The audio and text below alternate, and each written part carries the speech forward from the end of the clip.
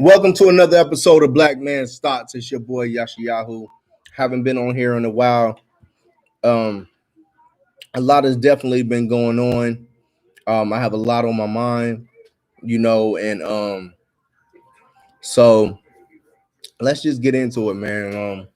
Today I started my day off, man, and I went running. And when I was running, I was meditating on, you know, toxicity and toxins and negativity and bad energy. And sometimes, man, you have to be a little selfish to say, I have to get those things out of my life. You have to say, I love you, family. I love you, daughters. I love you, sons. I love you, husbands and wives and friends.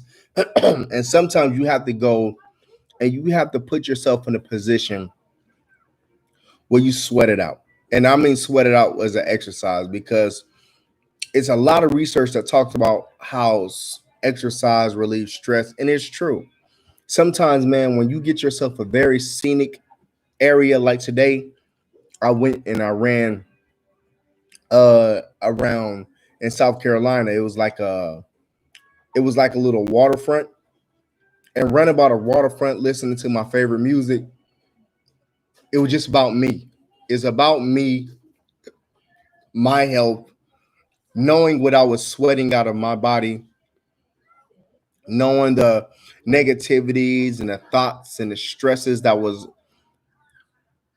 in my life, and to be able to run and feel that burn in my chest, you start to appreciate the burn, because the burn doesn't hurt or doesn't bother you as much as the negativity in your life. And that's what and it was at and it's at that moment when you have that relationship with the creator, and you want to talk to your creator, and you want to talk to the person who you feel made you, and just to say thank you. Because like being in an airplane and looking down and seeing how small the world is, you realize that somebody being up that high looking down upon you realizes how small your problems are. But the problem is you're down on the ground and you feel like your problems are the greatest problems in the world. And you don't see anything around that problem except because you're right there. But if you were able to just step away and look down upon that whole entity, you start to realize that, it's a very small problem. So today, man, it started off so good, man. And I had to make it about me because I knew my body was telling me something is wrong, and fix it. And those are the little voices inside you that tell you you must listen to that, man. I had a tremendous last week. We went to Florida, and just me and my wife haven't been on a vacation in a very long time. I think since last year. And it was just me and her. And to be able to take our kids this time, and not only to be able to take our kids, which was the beautiful thing, it was a rare thing to happen. We was able to bring another black family. Do you know how hard it is to link up with black people and they to keep their doggone word and to be on schedule and to schedule something with a whole nother black family? That's damn near a miracle. And for that to happen for us, sorry, man, I was eating peanuts. It was in the back of my damn cheek. I tried to get it out. But for that to happen, it was an amazing thing to see the hear the laughters and see my sons and my daughters just off on their own. Because when your kids get away from you and they get around their friends, they don't give a damn about you anymore. That's a fact. They don't care anything about you. So just to see them to operate and how they communicate with their friends, and to be able to witness that as a parent, that's a whole nother level of being a parent. Because yeah, they answer yes ma'am, no ma'am to you. But to see them amongst their peers and peer pressure, and then having their peers do something and tell them to do something, and see how your words come to their mind and say, wait a minute, I can't do that because daddy says you not to. You get to see that up front. So it was an amazing thing to see how both sets of children from both sets of families were amazing kids, enjoying the sunshine, letting that melanin flow, letting that melanin pop, and being proud of being a black family. I mean, it was almost it was almost too much to appreciate and to really understand what you were seeing. Back in the day, our ancestors could never imagine being free enough to have their children play with another black set of children and black families, to be able to do what you want to do and just sit back in total shalom and total peace and be like, hey, you know what? I'm going to go swimming with my kids. I'm going to eat ice cream with my kids. I want to watch movies with my children and watch them play with their friends and just enjoy the sunlight, enjoy the creation of the Most High. And in certain time periods, that was almost an unknown aspect of life. So all praise to the Most High for allowing that allowing that to happen. And going down to Florida, I can see why the COVID cases are so bad. All of their stores are open. They don't give a doggone about anything, about any safety features. Nobody checked anybody about having a mask on. Yeah, 99%, 98, 90% of the people had masks on. I can't knock that. But it was overpopulated. Every single store was just packed to the max. And it was like there's a pandemic going on. And I don't see nobody outside checking and counting how many people out in the store. I don't see somebody saying, "Hey, this line is too full. You're not doing social distancing.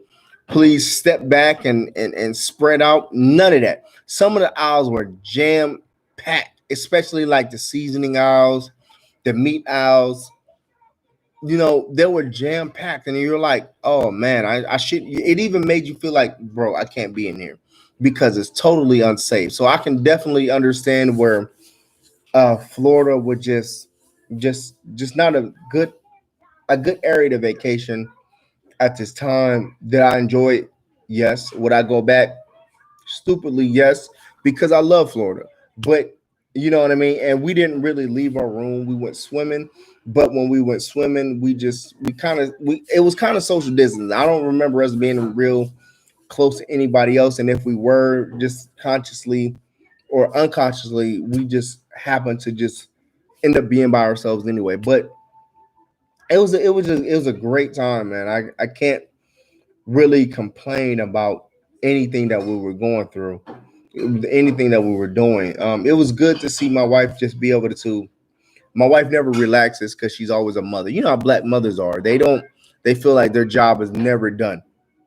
You know what I'm saying? They feel like their job is never done. But black fathers, we don't say it as much, but our job is never done either. Our job is just different aspects of the job that just keeps us light. For instance, the mother be like, "Oh yeah, our job is never done. We're up all day with the children." Can't debate that. But as a black father, guess who's playing with the damn children every damn 5 seconds and being in the pools and slamming them and going through all the doggone stuff as while the mother just sitting on the side of the pole just watching this and videotaping this? It's the black father. So the different aspects of the roles on the job is never done. you know, it's just a constant thing as a parent, but I wouldn't have it any other way. I love my children. I love being around my children. They're hilarious. They're funny. I love watching them have their own personality. I push them to have their own personality. And more importantly, I push them to exercise their own gifts. You know what I mean? So definitely, man. Just going down to Florida, man, it was well needed. It was well needed, especially, you know, um, somebody working in, corporate America. I hate to say it like that, but corporate America, being the only black man on my whole floor, on my whole floor, in my whole group. you there's an underlying stress there that you deal with that other people don't have to deal with, and I think only brothers and sisters in Black corporate America would understand that. You're dealing, even if they treat you good, you're dealing with a level of stress that shouldn't happen. They don't, you don't see them making a conscious effort to make you have that stress, but it's automatically there because you automatically understand that everything that is just going to be different. So being able to be a vacation, and I'm a type of Black man who loves being around his family. Like being in the military, I I I met people who hated being around their families. They couldn't wait to get out the seas and go to different ports and see different territories. And all I wanted to do was visit them with my family. What is the point of being able to have the world if you can't take your loved ones with it? If you can't show your loved ones what you're seeing, if you can't express and really narrow down and show them like, oh man, look at this, you don't enjoy it as much. So I've always been one to really appreciate being around my family, and that is a blessing from the Most High. That there's shalom in my house, and there's a relationship built on communication and actually like being around each other. That you want to say, hey, I want to be around them. I want to be and show them places that they've never seen before. You know, but Yeah, man. So definitely enjoyed Florida, man. I just I can't complain. I think definitely I won't be going back to Orlando next time. I want to go deeper into Florida. I want to go to Key West. I want to go to Key West. I want to go to even at the top, man. I want to just go to different areas. I don't think I'm going to go to Orlando for a long time because there's different other places I want to go to, and I know in a few months I'm going to be going to Las Vegas. So I'm going to hear about my Vegas trip.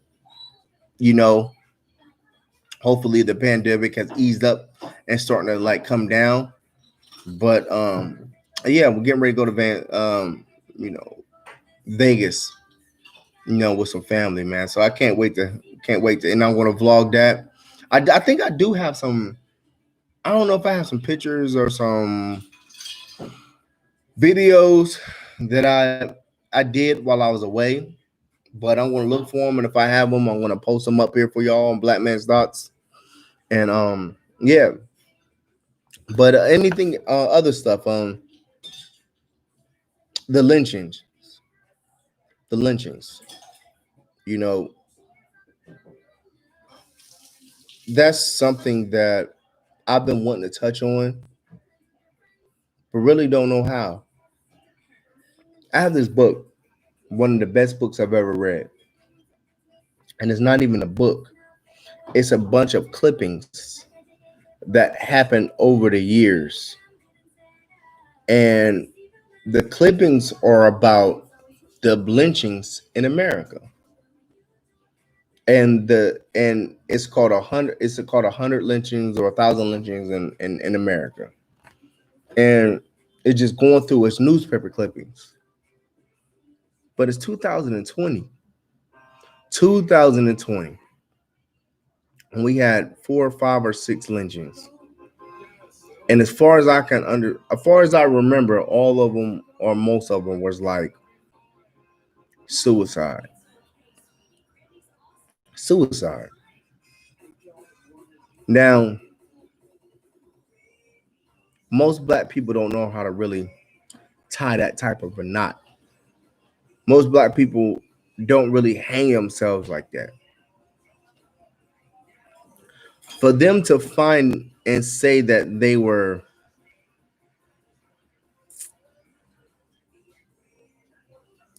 suicide.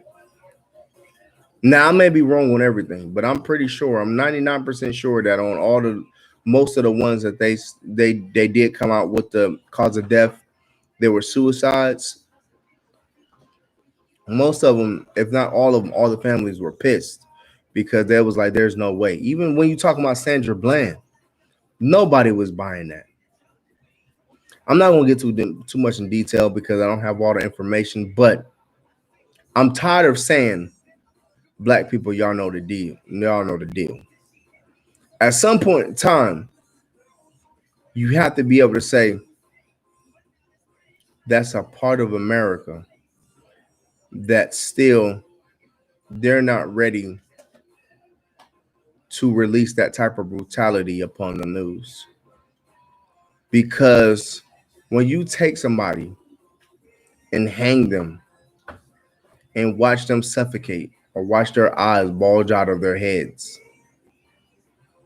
that's another level of hate that you can't explain in any way but barbaric.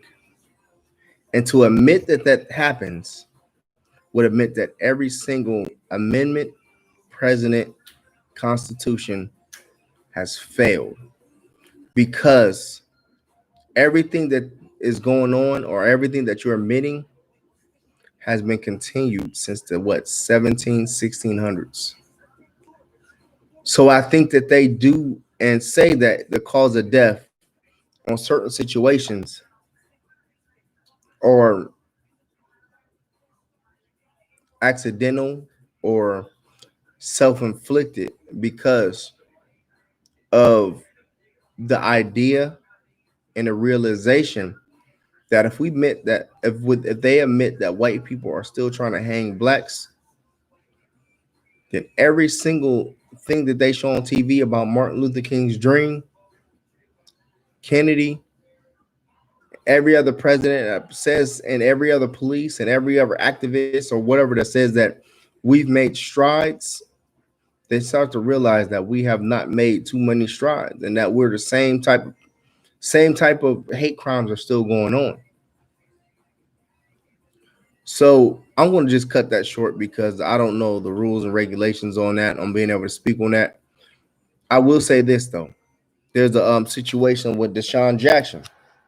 Deshaun Jackson decides to get on and says that basically the blacks are the true Israelites. And we know that we're Israelites. Here's the thing. Julian Edelman, a professional receiver who was famous for playing with the Saints, not the Saints, but the Patriots, says that I'm going to invite you to the Holocaust Museum. Fair enough. The problem I have with that is Deshaun Jackson should invite Edelman to the slave Holocaust because the Holocaust does never can compare to the 100 million slaves that were thrown off the boats in the transatlantic slave trade. Not even to mention the killings and the hangings and the deaths that happened over here in America. I'm not saying what they didn't go through was tragic. It was terrible. It was terrible. They were tortured. But let's not act like the transatlantic slave trade wasn't the greatest atrocity on human earth. Don't you dare lift up your finger and say, I want to invite you to this and not accept the invitation to the greatest atrocity that has ever happened. The black man and the black woman has went through so much more than any other people on the face of the planet. It's not even comparable. I don't want to hear no, oh, the Italians went through this, the French went through that, the Gauls went through that, the Romans went through that, the Greeks went through that. Don't give a damn about it because none of it can measure up to the 1200 or so years of the Arabic slave trade and then all those years of the transatlantic slave trade. None of it. The brutalities that the black man and black woman has faced, none of it can ever compare. I think it was totally disrespectful, and to me, it's more racist to ask somebody who talks about and wants to uplift black people to invite them to a situation that doesn't even compare to your situation, to ignore your situation, to ignore your plight as a black man. Everybody wanted to stay silent about it. Nobody wanted to check Edelman. But as black people, we have to say, you know what? We have to gather around Deshaun Jackson. Whether you agree with him or not, the fact of the matter is that somebody is going to invite them or invite this black man to the Holocaust, which is fine. There's nothing wrong about learning about somebody else's history. But the fact of the matter is, Edelman needs to humble himself and realize that, wait a minute, your plight never can compare to what the so-called black man and black woman has went through. That's facts. That's facts.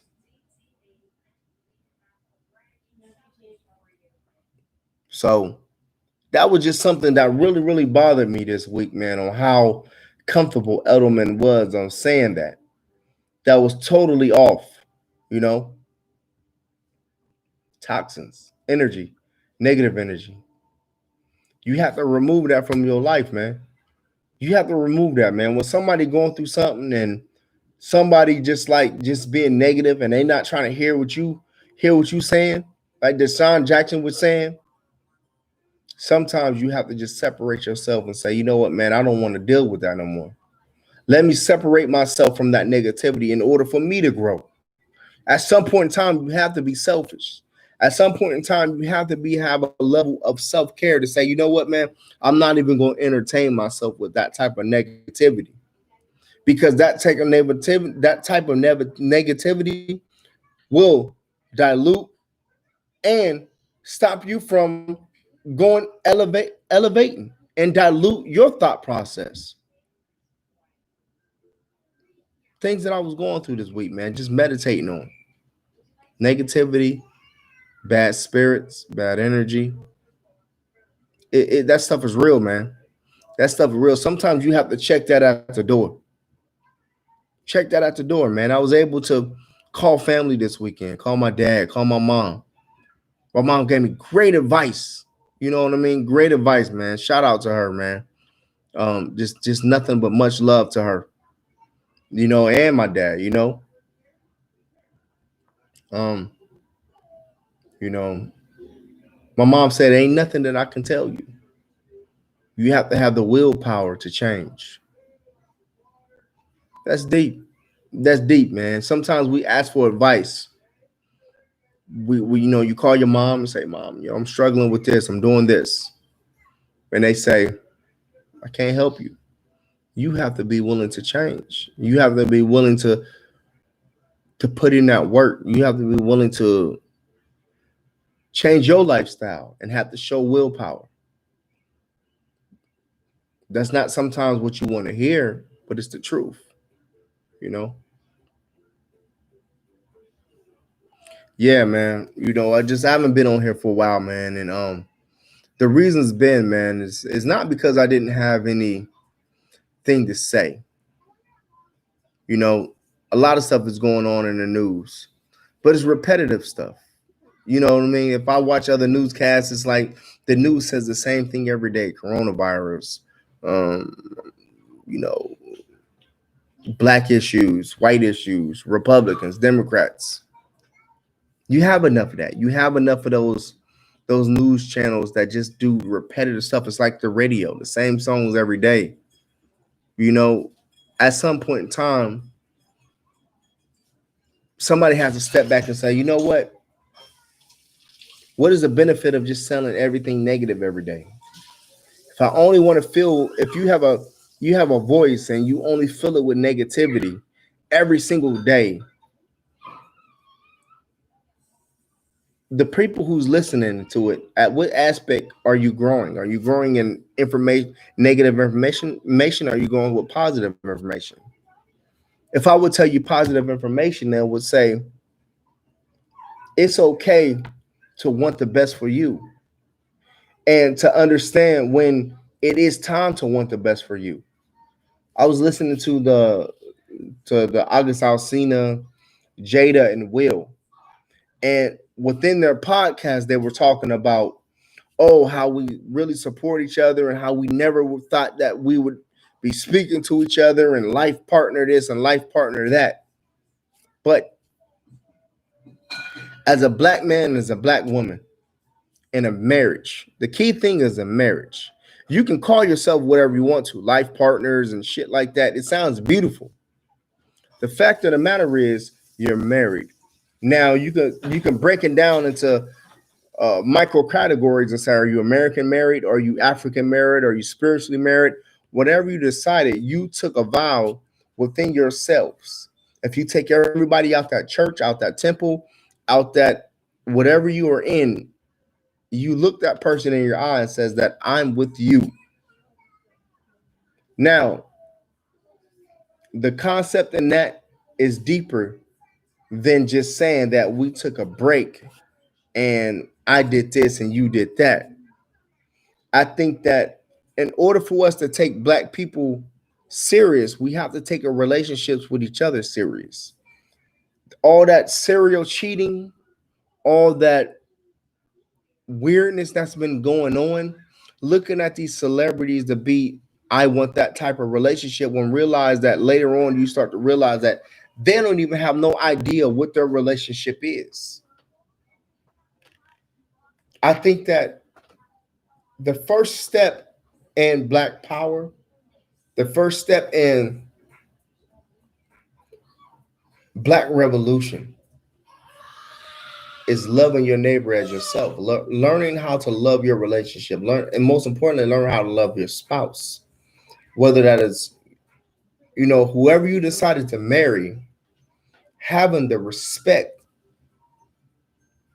to whenever to be in a position that you are not going to do anything to jeopardize the image that comes out. Everybody's so selfish and they so about me, and I think that comes back to, you know uh slavery, when we could want to just do whatever I can. But I just think that I wouldn't say I'm disappointed. I'm disappointed on how some people just receive what was said about Will and Jada and say that's okay when these people are married and have children. So when their children get married, they don't value that relationship, that bond, that communication between husband and wife. There are relationships that last 60, 40, 30 years. You know what I'm saying? And they made a commitment to each other, whether that's multiple women, in a sense of a polygamous relationship. They made that doggone communication. But when you're in a situation when you have other children, you've already been divorced, and this stuff is still happening, no longer is your source credible. You know, so I don't want to ramble, man. I just was really in shock on how this situation was handled, and in shock on how this brother August Alsina literally, I believe what he said. I believe everything what he said, because everything he said has not turned out to be a lie. It hasn't been found out to be a lie. He obviously was telling the truth.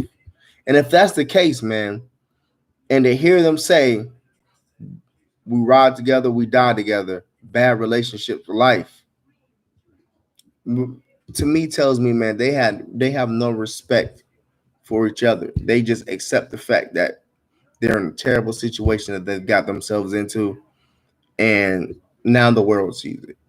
And that's just my thoughts. I might be wrong. I have my own opinion. If you have a different opinion, keep it to yourself. That's just my opinion. You know what I mean? But again, man, my daughter has a podcast coming out. She has a podcast out, man. Aliana's World, man. Check her out. She will be doing amazing things, man. A black girl, 10-year-old. She's gonna be baking, going on trips, just doing what children do, man. If you have a daughter, if you have a son, it's another black. It's a black child out there just living her life in a relation, and being in a family where she has the mother and the father, brothers and sisters, and a newborn sister. Check her out, man. Check her out, man, so we can understand, the thoughts and how the children grow. You know what I mean? If you have roadblocks, hit me up. You know what I mean? Shoot me some messages on what your thoughts and your children's roadblocks, so I can send them to my daughter and she can get them. Again, it's Aliana's World, man. Again, thanks for tuning in to us.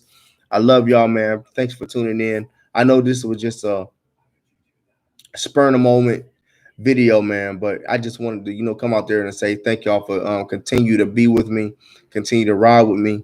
You know what I mean? This is Black Man's Thoughts, man. Thanks for support. We're gonna come out with some bangers.